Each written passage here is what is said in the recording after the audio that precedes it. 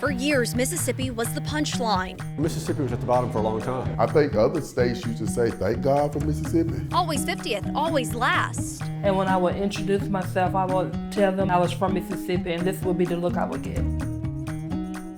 Everybody always think Mississippi is at the bottom of the bucket. But the joke's not on them anymore.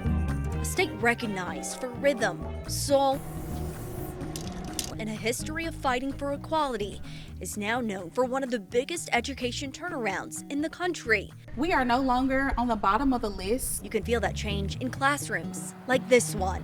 All right, so let's go to number 1. Can we flip over to number 1? We have high expectations for them. We understand that some scholars may struggle sometimes, but because we hold high expectations, they are motivated to learn.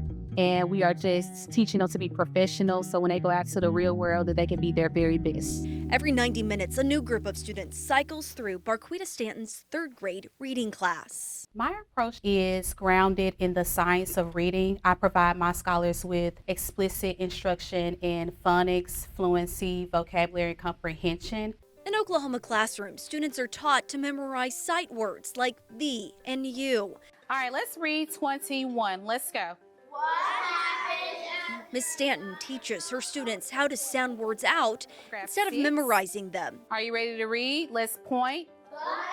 That style of teaching started with a law change in 2013, requiring teachers to use a phonics-based approach. I wanted to push back because I thought my method was working. Again, I would get first graders at the beginning of the year.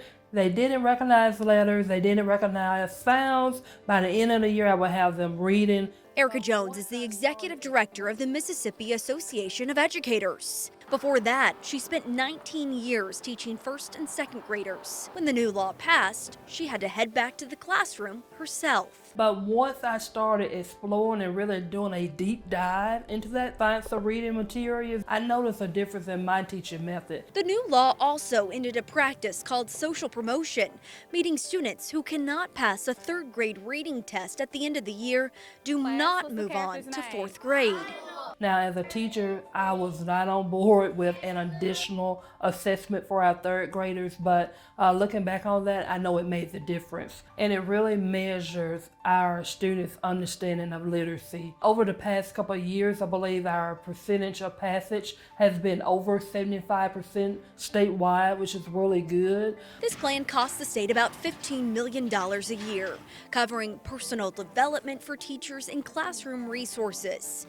The payoff, Mississippi students now outscore the national average in reading. Some call it a miracle. Jones does not. But for an educator, a teacher who is actually in the classroom, sometimes it's a slap in the face for it to be called a miracle when I experience how much hard work, dedication, and time it took for us to move from the bottom with our education to now towards the top. At one time, Oklahoma and Mississippi were doing the same thing, testing 3rd graders to see if they could read. In 2014, Oklahoma moved away from holding 3rd graders back if they did not pass their standardized reading test. But here in Mississippi, they kept that test. Today, Mississippi students rank in the top 10 in the country for reading at a 4th grade level.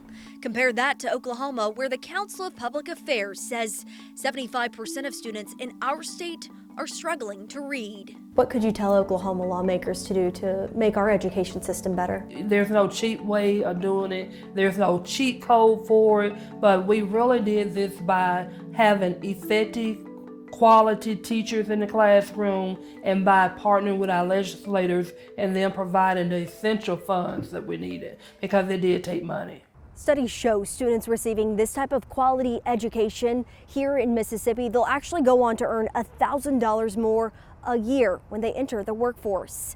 I'm Tevis Hillis here in Jackson, Mississippi.